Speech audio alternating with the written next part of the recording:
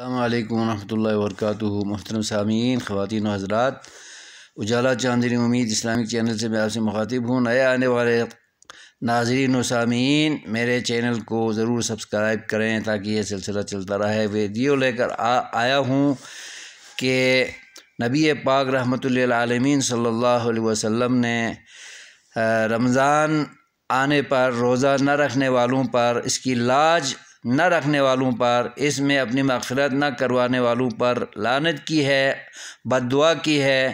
دوسرے نمبر پر نبی پاک صلی اللہ علیہ وسلم کا جس محفل میں نام لینے پر درود نہ بھیجنے والے پر بھی آپ پر درود و سلام نہ پیش کرنے والوں پر بھی نبی مکرم نے رمضان میں بد دعا کی ہے، لعنت برسائی ہے۔ اور تیسرا گروہ وہ ہے جو اولاد اپنے ماں باپ کی نافرمان ہو اور عاق ہوں اور والدین کو ستانے والے ہوں، اذیت دینے والے ہوں، تکلیف دینے والے ہوں اور انہیں گالم گلوچ کرنے والے ہوں، ان سے مزاحمت اور تصادم کرنے والے ہوں اور ان کی دل آزاری کرنے والے ہوں، ان پر بھی نبی پاک نے رمضان میں بد دعا کی تھی اور لعنت برسائی تھی۔ لہٰذا ان تین برے کاموں سے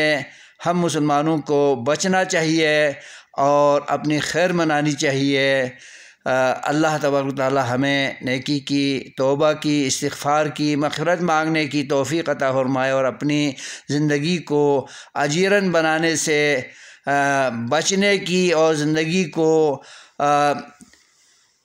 تقوی پرہیزگاری پر